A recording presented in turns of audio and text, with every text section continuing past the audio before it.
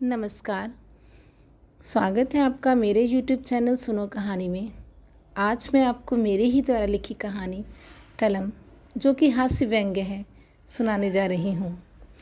मैं हैरान हूँ कि दुनिया में ऐसे भी प्राणी पाए जाते हैं जिन्होंने अपने पूरे जीवन काल में कभी कलम यानी पेन खरीदा ही नहीं होगा।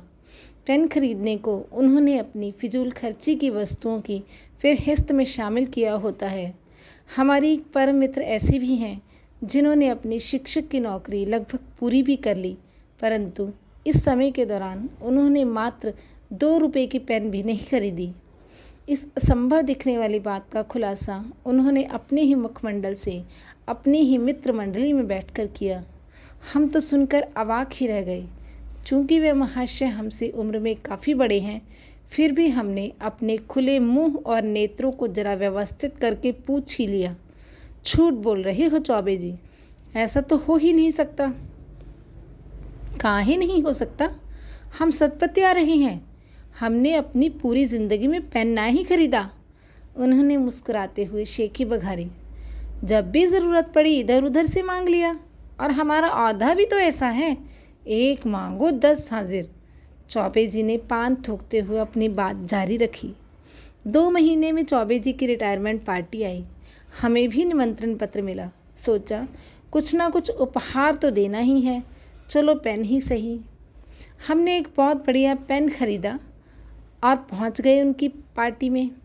चौबे जी सपत्नी लकड़ी की बनी छोटी सी स्टेज पर चढ़कर बड़ी सी मुस्कान के साथ उपहार ग्रहण कर रहे थे।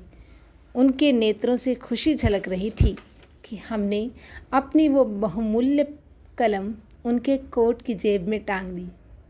सोचा वो खुश होंगे, परंतु मेरी सोच के विपरीत चौबे जी खुश होने के स्थान पर हैरान हो गए।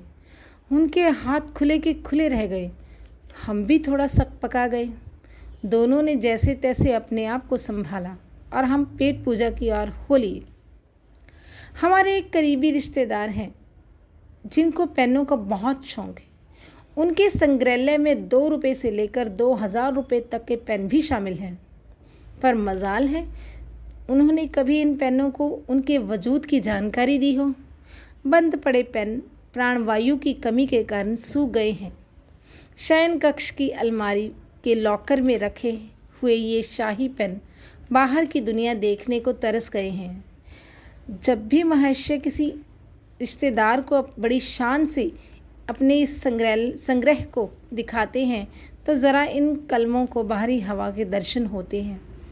मेरे खुद के चाचा जी को भी पेनों का बहुत शौक है। वे लिखते भी हैं, परंतु केवल अपना नाम, केवल कृष्ण शर्मा।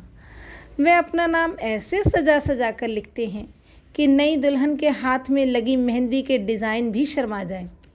जबकि हिंदी साहित्य के महान लेखकों ने तो कुछ ही पैसों की कलम से ऐसा कमाल कर दिया कि जब भी पढ़ते हैं तो परम आनंद की अनुभूति होती है।